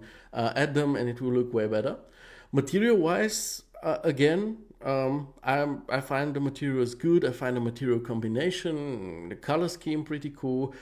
The beige tiles that we have here, I don't like this much. So you see the shower is the area that is not my favorite, because like this thing here looks like dirt in the corners. Like these are some really very old tiles that are rusty or dirty, which makes for a slightly unhygienic appearance, especially in an area that's supposed to be very clean, like a shower. So I think you should find a replacement for those tiles, at least in my opinion. I don't know what you guys in the comments think, but gladly tell me or tell Thomas what you think.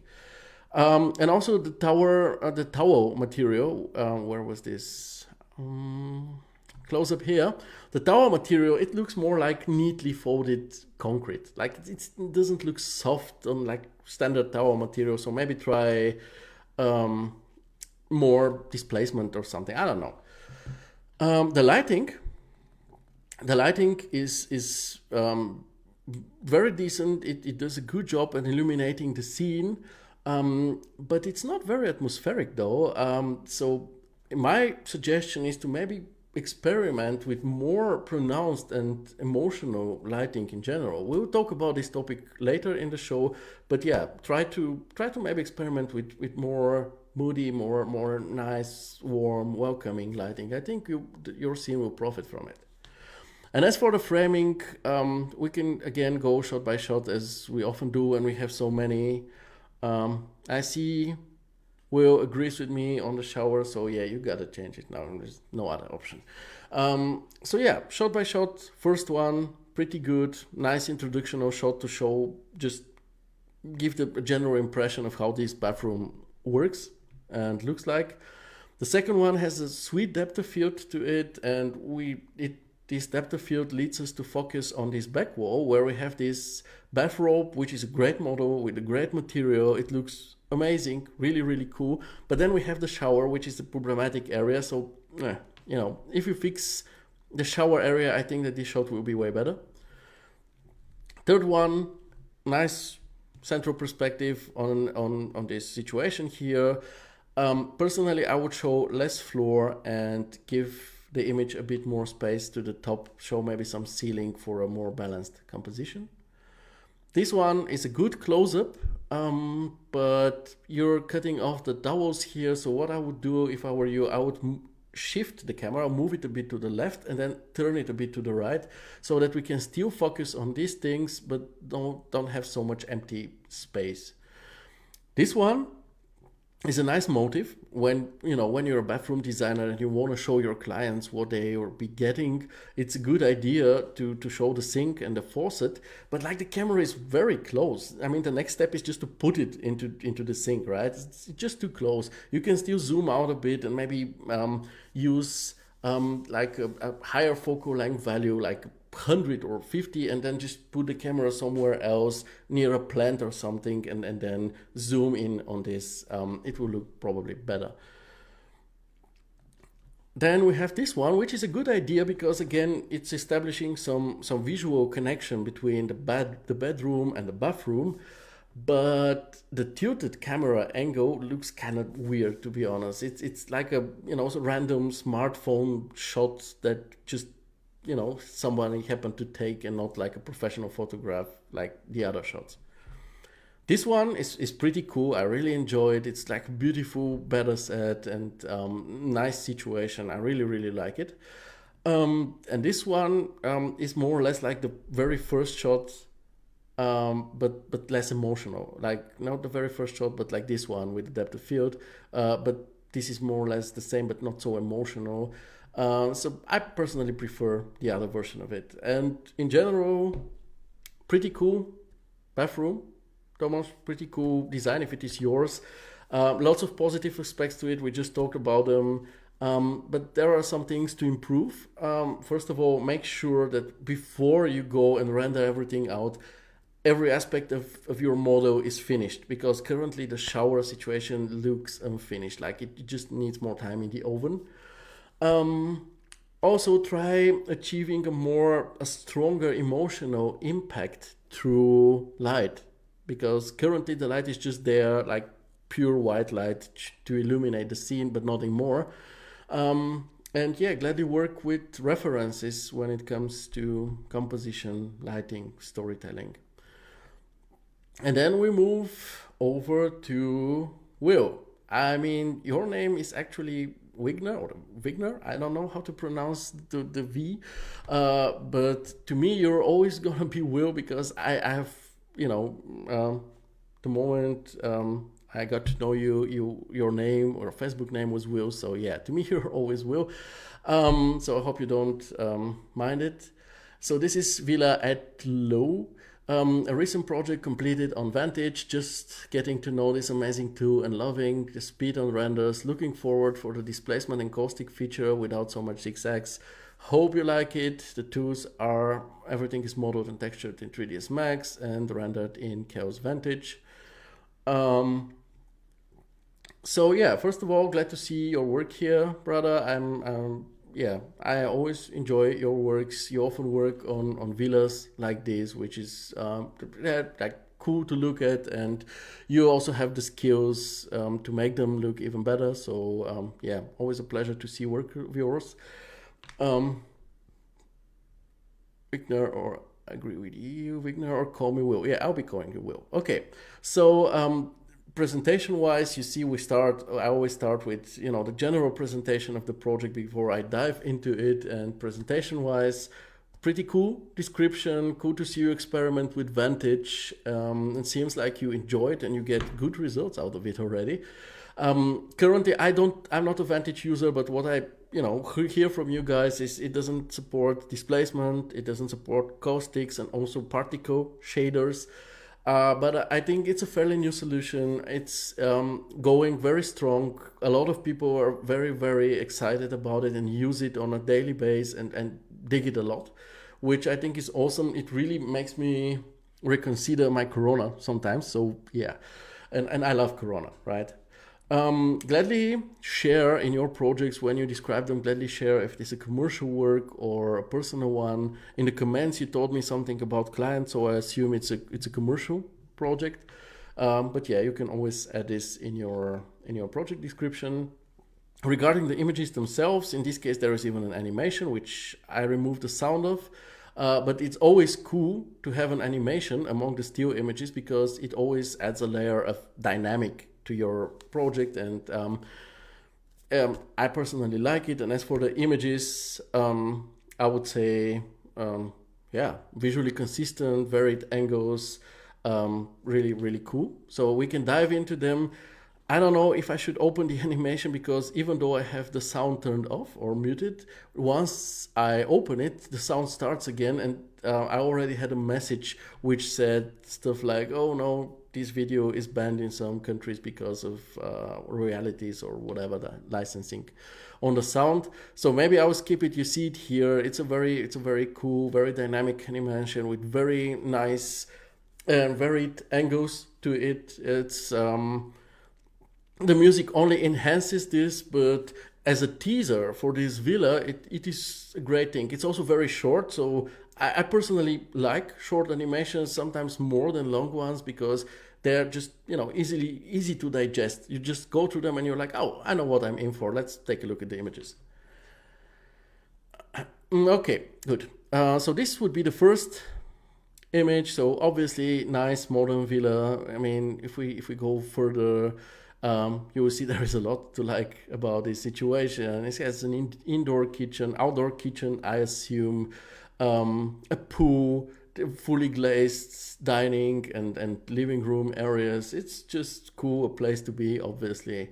What I really like design-wise, because, you know, we're going through the points one by one. You saw it already. I really wanted to show everybody this thing here, and it's reflections. Yeah, reflections. Simple as like this. But first of all, it's a very pretty effect, right? Because it looks cool. And second of all, it makes for a lively and realistic look. So when you have glass somewhere, always have something that reflects in it, because in real life glass doesn't exist like into nothingness, right?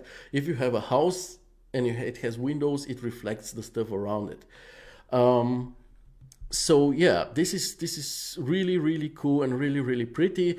Also, what you see here is Will didn't just put like a million trees behind each other, so that otherwise it would have just looked like here where you don't see much. It's cool when there are clearances between the trees or the elements that reflect, so that something like this happens. It's just pretty to look at, and it also makes for a lively and realistic look. Only thing, man, I don't know where this house is situated. The only thing that I personally is a bit strange to me visually are the chestnut trees, because when I take a look at the type of villa, when I take a look at the other plants, it could be tropical or whatever, and then we have the chestnut tree, which is like, very casually boring European, North American. I don't know. Maybe I'm wrong here. Maybe this is I don't know. I'm just the way I see those type of trees. It's for me so casual that it kind of doesn't match the villa vacational character of this house, of this building here. But maybe it's just on me only. Regarding the modeling, obviously nice details, good work, good assets. The interior feels lived in without being full of like million things. It's just always enough. Only on the outside here, this area I think could profit from a bit more stuff, like this area here, and also if this is an outdoor kitchen, I don't know, maybe you can have a surfboard on the wall or something which makes it a bit more lively, more finished, like the interior is. Material wise, nice material combination. It's beautiful to look at, good looking materials. Obviously, yeah, we have the limitations on the when it comes to displacement, and maybe here on the carpet as well. I think we just have to render the old-fashioned way in this case, like yeah, I don't know, just like with Corona or V-Ray, and hope that Vantage will advance soon so that it supports all the caustic and displacement that it doesn't currently support, so that yeah, we can take the most out of it. And the other thing that I saw is that some of the greens, wrong direction, some of the greens are quite dark, in my opinion, like this shrub specifically and this plant here. I think if you make them a bit brighter, they will fit more nicely, and the whole scene will end up looking more harmonious.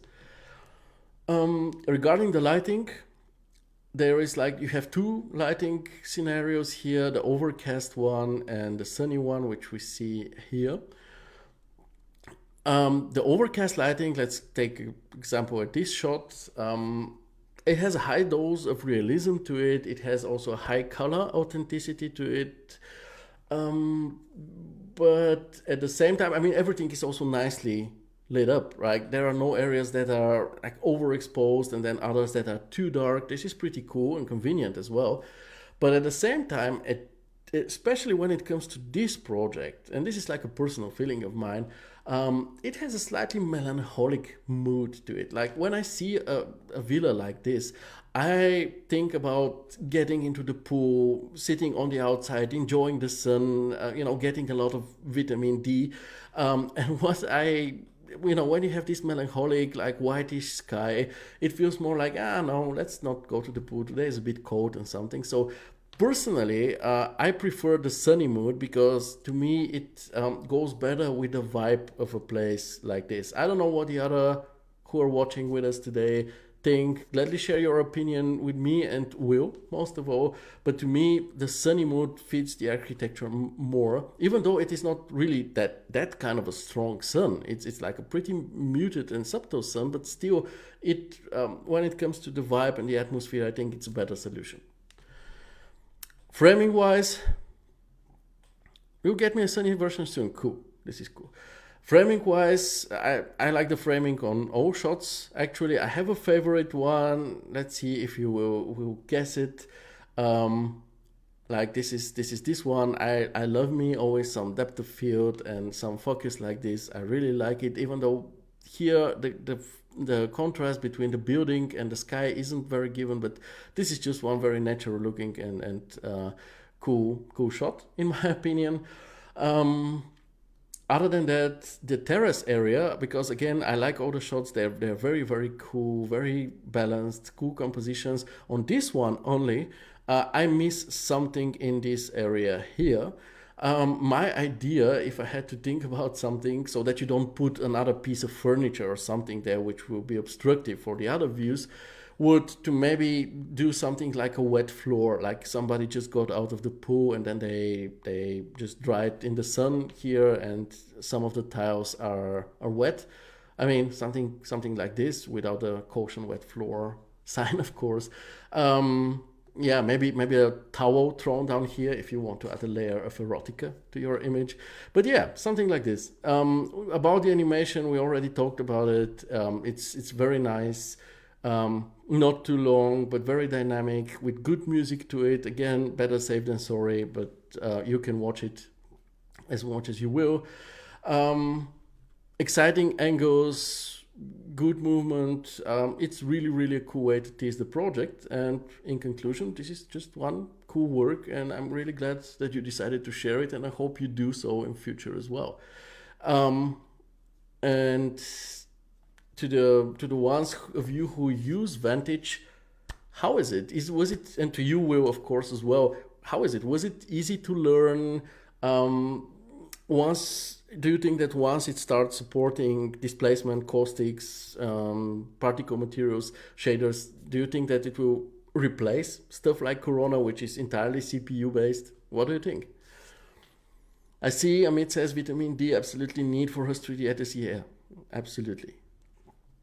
Will says the limitation is Vantage, but we'll check if possible with Vertex Paint. Oh, okay, yeah, so it's a Vantage thing again. Yeah, okay, yeah, good. You can also do something like this in Photoshop as well in the post-production, but yeah, I understand if it's another Vantage limitation. But again, I think this is developing very quickly, and I think it will be a pretty strong contender to be one of the most used render solutions in near future. Will says, when those features get here, I'll be moving for sure. Yeah, okay, good to know, really good. Because I know you're also a Corona fanboy as I am, so good to know this. Now we have Konstantinos from Mesh Mastery with another 30-second tutorial, this time on how to hand paint vegetation. Really easy, very simple, but also very useful. Just take a look at it and you know how to do it. And big thanks to Konstantinos, as somebody said in the comments, more vids like this, please. Keep them coming. We really appreciate them and really enjoy them. Then we have Abdi again, this time with something very interesting. He did a foam simulation with Vantage and Phoenix and Tyflow. The thing is, it's not so much about the simulation itself, it's that it is done in Vantage. We just talked about Vantage having its limitations, and one of those limitations is that Vantage doesn't support the Phoenix particle shader, which means that if you do something like this, you won't be able to live preview it or render it, which is obviously a big pity. So what Abdi shows and describes here is a workaround over Tyflow. So what he says is, however, since Vantage does not fully support Phoenix, it cannot render the emitted foam particles generated by it, and the particle shader is not supported. So rendering foam in Vantage is only possible if Tyflow is used to regenerate the foam particles emitted by Phoenix and convert them into renderable meshes so that they can be used in Vantage for both real-time preview and final render output, which is obviously very convenient. And I know that probably a lot of you are like, yeah, who cares? I do ArcViz, I don't do simulations. But the thing is that at some point, especially if you work on villas or stuff like, what we just talked about on Will's project, it is very likely that at some point you have to do something like this. And this is the moment where you usually are like, oh fuck, I have to go to whatever site that sells models and hope and pray that they have something that I need, something that fits my model and my needs. And I think it would be very, very, very awesome if we can actually do it the way we want it, because in this case you see that this foam actually reacts to the space around it, which is awesome. And what's even more awesome is that Abdi actually went on and actually shared this scene with all of us so that we can actually download it and play around with it, reverse engineer it a bit. I'm sure that if we have some very specific technical questions, he will eagerly answer them. But this allows us in future, when we encounter a situation like this, that we just do it on our own, something that fits our scene exactly to our needs, and not hoping that we find a model of flowing water which has exact dimensions that we need. So I personally think, even though that I'm also not into simulation, I will make sure to download this and play around with it and see if I can fit it to my needs, maybe in a different scene, so that I can use it in future. And I'm very thankful to Abdi for this. Thanks, man. And then let's move on to Hikmet. Today's show is gonna be a longer one. Sorry, folks, but again, there is a lot to talk about. So yeah, Hikmet says, hello everyone, I want to share my latest living room study using reference project. I chose basic living room so I can focus on materials, lights, and creating a mood in the pictures. I want to learn to make realistic renders, so I'll be more than happy for any kind of feedback. Thank you. Another artist, very eager to see and to get feedback. This is always great. Also pretty nice description, Hikmet. Always great to know what topics exactly you wanted to focus on with a certain praxis in the practical exercise. In this case, it's materials, lights, creating a mood, and generally a realistic scenery. Gladly mention your software combination, because it doesn't say anything about it. And also, if you have recreated a specific project, as we talked about it earlier, share the link, credit the original creators. This is the right thing to do. As for the image presentation, visually very consistent, different angles, so this is pretty cool. Let's just jump right in and take a look.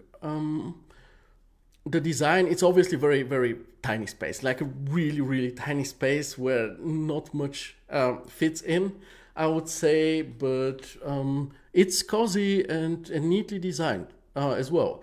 It seems functional, even though, despite the shortage of space, I think you did the best of it. You just tell me now it's done in 3ds Max and Corona. Okay, good to know. Next time, please just add it to your description. Design-wise, the only thing that I saw is that this rack here, I would personally put it more with the whole TV combination. I would just move it to the left so that the curtain actually disappears behind it. I had a similar project where you see I have this rack or wardrobe, I don't know how this thing is called, next to the glazing, and I have curtains there, and actually, and you don't see this good, I don't know where you can see it good, but yeah, if you take a look at this, the curtain actually disappears behind it and doesn't stop in front of it, because it's not a good look in my opinion. Modeling wise, the modeling seems really solid in my opinion. Nice grouts in the kitchen and generally also in the other parts. Chamfered edges I see. What I don't like this much is, and doesn't look, that's not because I don't like it, it's just because it doesn't look as realistic, is the carpet. It seems like you have used hair and fur on it, which is okay, but you have to work more on it, comb it in some direction in order for it to look more realistic. And when it comes, it also looks like you didn't really texture it. So I think you should work more on this carpet. Maybe watch a few tutorials, nothing wrong with that. You want to learn, so do learn. I am also not a huge fan of this walled up corner, this closed corner of the kitchen. I don't see the need for it, especially it's not a commercial project, so it looks better without it, then just remove it, right? The door, I see some clipping in the door frames, so I think you need to fix that. Maybe it's clipping, maybe it's not, maybe it's the way it is supposed to be. To me it looks like the wall clipping into the door frame, so make sure to fix that if this is a mistake. Material wise, actually I went through all of the, like, I don't know, 15 images or 14, I don't know how many there are, and actually everything looks pretty good to me. The color palette is pretty good as well, so good job. Maybe only thing you can do is add very slight noise bump. It's, the original size, which is 63,4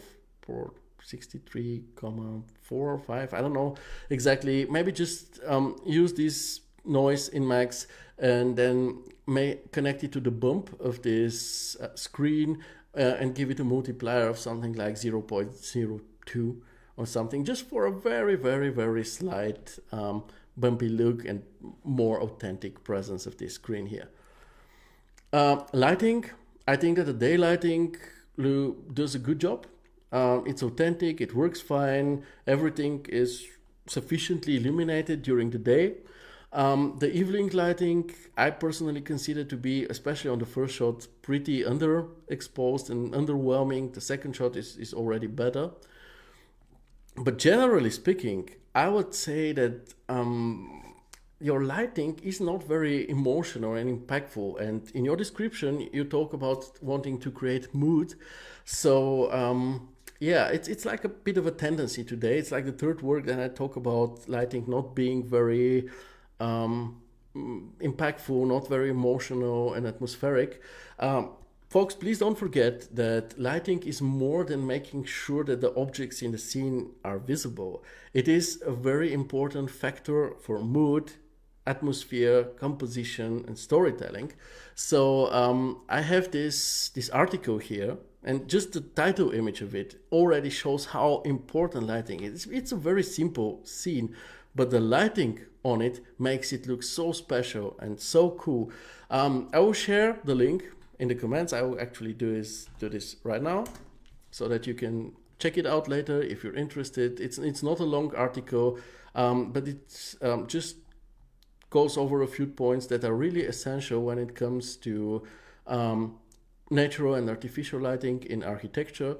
So yeah, if we go back to your image and let's compare with this one, you see how much emotion there is to a simple shot like this, and then we go to a scene which actually contains way more, but the lighting is kind of dull and doesn't add anything in emotion.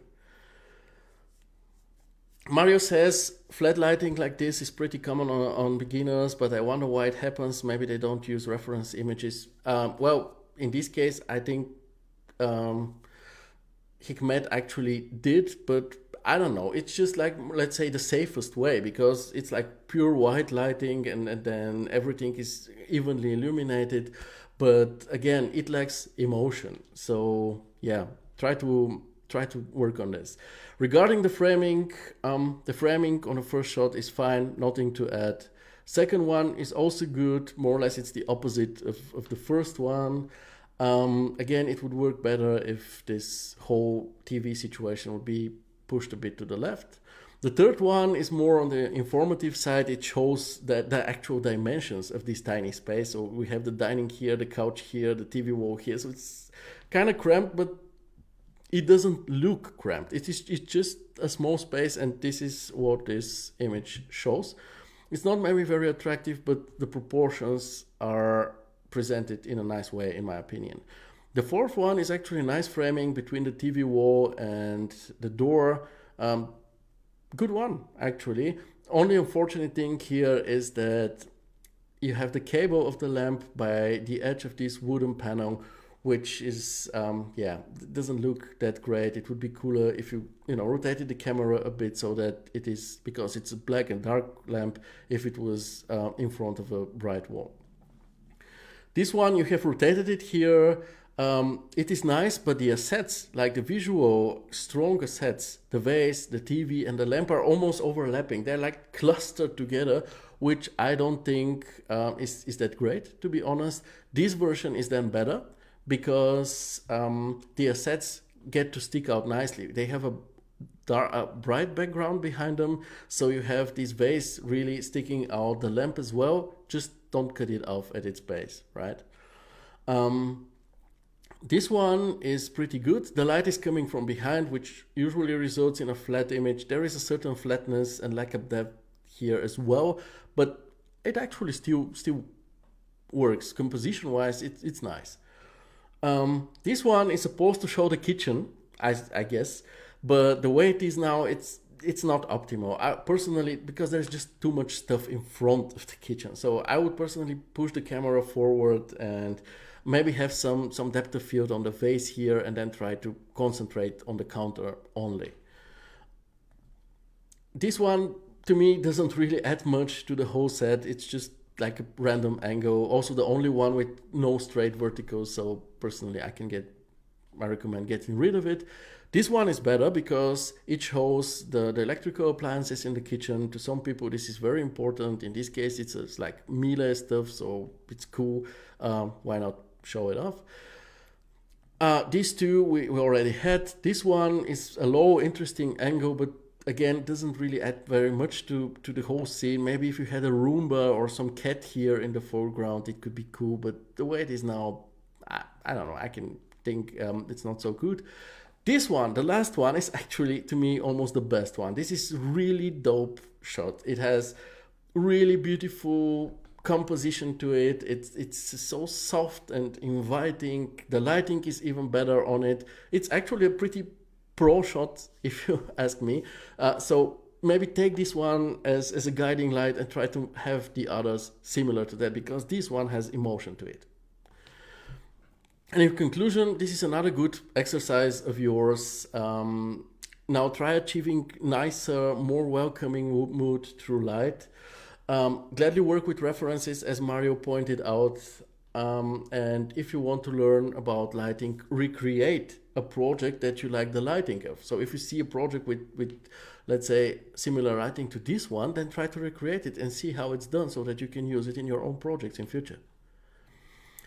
And yes, like this was the last project that I saw yesterday, and then Juan posted this one. So if you guys could still spend with me the next 5 minutes, we can quickly go over this one because there is not so much to talk about. He says, hello colleagues of campus, I present an image of typical city with a cold climate with overcast lighting. I was always concerned about achieving realism in this type of images. I paid a lot of attention to the detail of the pavement with water, texture of glass in buildings and depth of field, as well as camera angle. I hope to have achieved authentic realism, and of course the feedback from the community and from Maestro Theodor will be very helpful to continue improving aspects that I may have missed. Thanks and regards. Please use commas and full stops because, again, it's a matter of learning capacity that I don't have in this form. This is just one long sentence, more or less.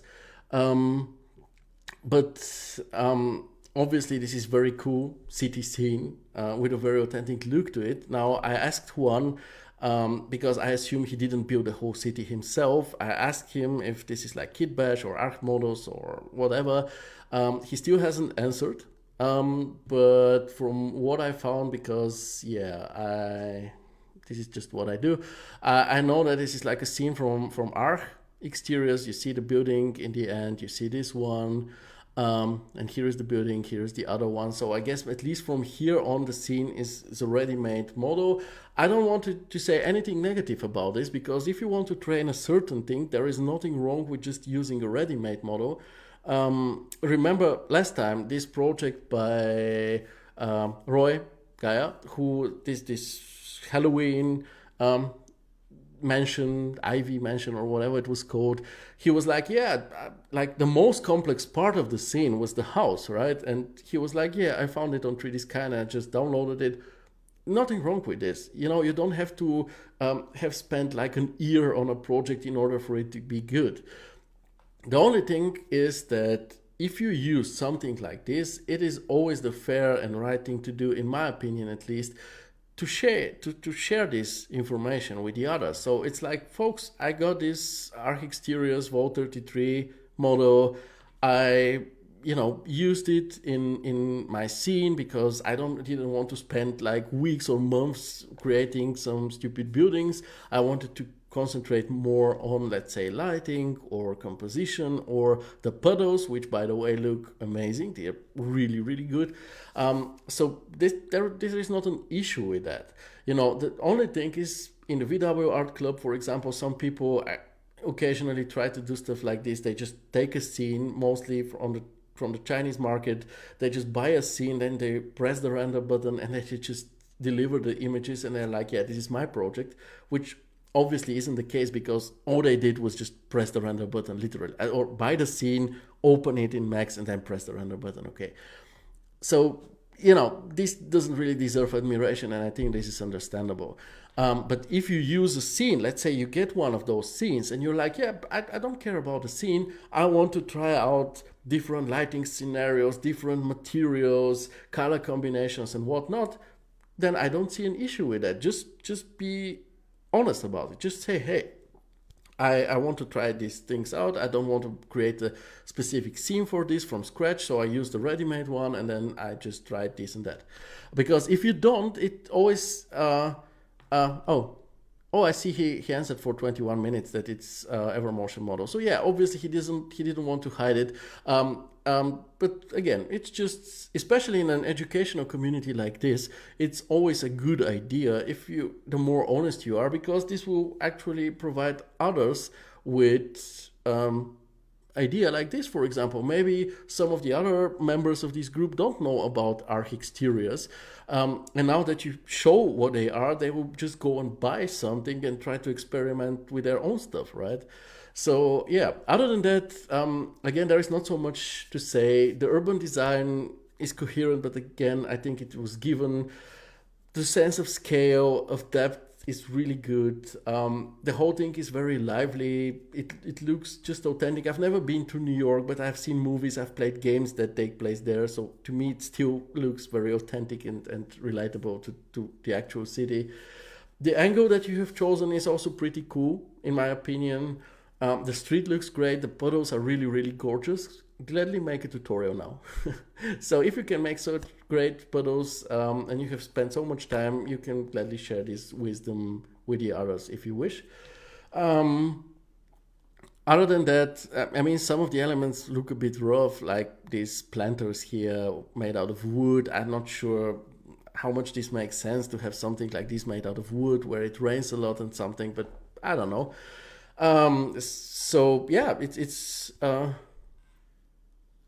yeah, why not? I mean, the street really looks amazing, right? I think we all agree on that. The street looks just great. I also like the effect of depth. Maybe it's just some distance, folks. So, dear Juan, you already wrote a very, very cool description and a very long one. So maybe share some further knowledge or some experience out of this scene. What was difficult? What was challenging to you? And again, if it comes to the puddles, I really dig them. They look so natural. They look like, I don't know, like real. I mean, really cool. Gladly share with us how you did them. This would be something that a lot of people, especially those of us who are into exteriors, will profit a lot from. And I personally will immediately try it on my next project. So yeah, we are the team Juan making tutorials. But other than that, I don't want to prolong the show much more than needed, because we're already over 2 hours. Just once again, to conclude here, it is a very, very nice thing. Juan, gladly share a bit more information, and in future, if you take, let's say, at least partially ready-made scene, talk about it in your description. But it looks very, very cool. It would be really awesome if you would share some of your knowledge with us, especially when it comes to the puddles. And before we wrap it up, I would say, regarding the monthly challenge, once again, We're only 1 week in, so you have plenty of time till the end of the month. And this is my personal recommendation. Deliver your project by the end of the month. Don't rush it. It's about quality, not about who's the first one. I've never ever seen somebody praise an artist for, wow, you were the first one to share. But only praise I have seen has always been about the quality of an image. And as somebody in the comments said, you can try, I think it was Flatson, you can try it if you have made everything, like the whole scene, exterior, interior, close-ups, you can always make your own version of it with your own colors or a different lighting and so on. So there's so much to do. Take your time, do it. And yeah, I will hope, I'm really excited about the final outcome. I think that there will be a lot of good stuff, and I'm already very excited about the next challenge that we'll have for December. And with this being said, I thank you for the time you've spent with me. It was really a pleasure. Mario says where it has to be delivered in the Chaos Campus group. Yeah, I think so. I mean, we have this keeping it realistic chat, but it seems to be limited to a certain amount of people. So I'm currently thinking about making a separate chat for all the people who take the challenges, not just for everybody in the group. So everybody who takes those challenges can just join that chat and then, again, share experiences, help each other. This would be pretty awesome. Maybe by the end we will just deliver there in this chat, or maybe we just deliver in the group. Maybe it will be a show only dedicated to those results, where I will just write written comments or feedback to all the other people, and we'll only talk about your final results in the show. I don't know. We're still figuring it out. Again, everything here is pretty new, but yeah, I'm really very happy how passionate you were, how you embraced this idea and actually started doing it. And it's a pleasure to watch you do this. Will says, hope to get to it in time. Thank you. We're very welcome, man. Amit says, thanks, man, for this session. It was a really informative one once again. This is what it's supposed to be. But don't forget, in the beginning, I asked you for feedback, so gladly share it with me in the comments or personally, whatever you want. Juan says, thanks, and think about this Pado tutorial, please. Fawad says, thanks for a really informative session. You're very welcome. Mario, I'm excited to see the final results from everyone. Thanks, Theo. You're very welcome, Mario. I would say continue working on it. Have a good week. Bye. Be safe. All the best. And I hope to see you next week at the same place at the same time. And till then, be safe. Bye.